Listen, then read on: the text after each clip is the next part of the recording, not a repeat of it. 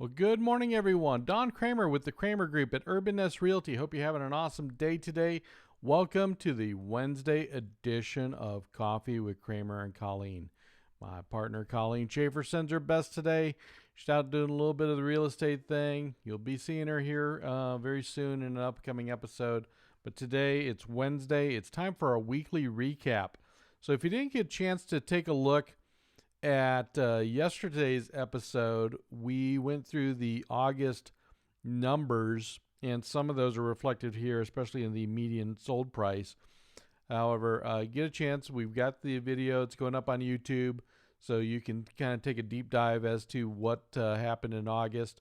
Now, September is starting to show some different signs here, so we're going to dive into those here over the next couple slides. So let's take a look to see what we did from last week and what we're starting off this week here in single family homes in town, shall we? So first, take a look at here the overall weekly stats. So this week we start with 5,110 total single family home listings in the Las Vegas Valley. Now that's up just over 1.3% from last week's number of 5,046. Of the 5,110 listings currently available, 5,048 are traditional sales, 29 short sales, and 31 foreclosures. Now, while we've been steadily rising in total listings, what's also noticeable, though, is the pickup in the number of homes under contract.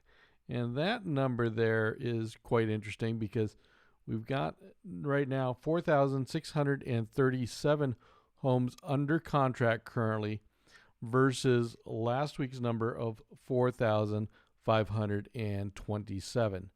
Now I'm double checking this one number here. We may have to have a little typo update, but I think I might have fat fingered it a little bit here. We have a tendency to do that once in a while here on the old keystrokes, but actually that number there should be under traditional sales 4,398. I'm sorry, no, apologize. We're going to double check and get that traditional number back to you because that seems to be a little bit off. So let's get back on that here real quick. So we have 4,637 under contract, 111 short sale, and 21 foreclosures. So foreclosures and short sales really aren't showing a whole lot of change week over week. Some of that has to do with the holdback on evictions and moratoriums. But if once those start to get lifted, it'll be interesting to see if there is any major changes there. So right now, actually, to give you a quick idea, that traditional sales number under contract should be 4,500. So instead of being down a few points, we're actually up a couple points there as well under the traditional sales, as well as just the total number of units for sale. So under contracts are actually charting up a little more demand than total listings. So going up a couple points under contracts versus just a little over a point under listings, showing still pretty strong demand as we move into the middle of September. So that's a nice thing to see that demand is still being maintained. Other key items we're keeping track on are back on markets, which are 211 properties. And then price decreases. We had a little surge there, but now we're down to 552 these past 7 days. And then the median home price at 335. So let's take a quick look at the overall 7-day change. So as you can see, over the last 7 days from Monday to Monday, we had 789 new listings. You can see the back on markets and the price decreases of 211 and 552 respectively. And then in the under contracts, we had just shy of 1,000 homes go into contract over the last 7 days at 994 properties. So again, we are still adding, that demand for properties from buyers still holding quite steady there.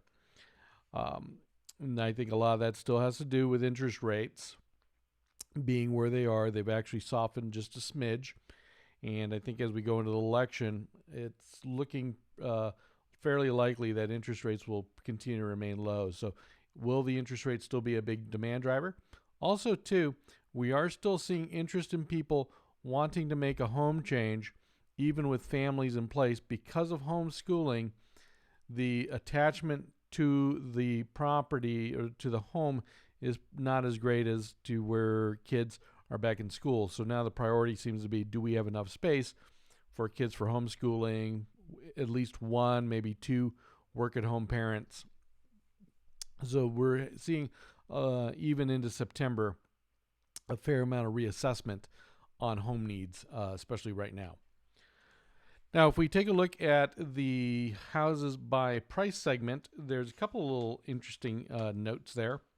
Now, this week in the under $250,000 segment, we had 430 active properties for sale, and we had 528 under contract.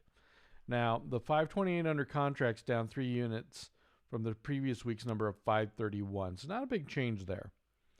And the slight tick up in the home. So that under 250 range week over week pretty much remains stable. Now, if we go into the 250 to 500,000 segment, we're going into the week with 2,973 properties for sale, which is up 52 from the previous week's number of 2,921. That being said, though, under contracts are now at 3,265, up almost not quite up to 100 units, but up a fair amount from last week's number of 3,179. In the 500,000 to 760 price segment, no change in listings there at 797. However, we did go up 20 properties under contract to 538 versus last week's number of 518. In the $750 to $1 million price segment, we had 306 properties this week active for sale, up 8 units from 298. However, again, demand picked up with 151 under contract versus the previous week's number of 142. And last interesting piece is we actually had a little downtrend in listings above $1 million. We had 474 listings available for sale from above $1 million versus last week's number of 487. And we did have an uptick on going into contract with 151 versus last week's number of 140. So overall, again, we're seeing across most price ranges demand pick up, with the exception of the entry-level homes, which pretty much, the 0 to 250 remain flat week over week, but every other segment picked up in demand. But to see 11 more units go into contract and a decrease in the $1 million price segment is showing that across all price ranges, demand for housing and resales are still showing strength well into September. So that's this week's weekly housing recap here for the Las Vegas Valley. And I'm Don Cramer with the Cramer Group at Urban Nest Realty. If you have any questions about, whether it's a good time to buy, sell, or invest, let's do a big favor. Let's set up a call or a Zoom session or FaceTime. We can chat about it, kind of go over the options as to what works best for you and your needs. And, more now than ever, we believe your real estate experience matters. So we're here to answer your questions and give you that information that you need to make the right decision. So on behalf of Colleen Schaefer, my partner, I'm Don Cramer. We make up the Cramer Group at Urban Nest Realty. We're wishing you a wonderful day. We've got a couple more Coffee with Cramers coming up later this week. I haven't had a full confirmation yet, but hopefully we'll have a special guest tomorrow. And then Friday, we have John Curtis in, kind of give us a little update about the food scene here in Las Vegas. So till next time, have a great day. Take care. Bye-bye.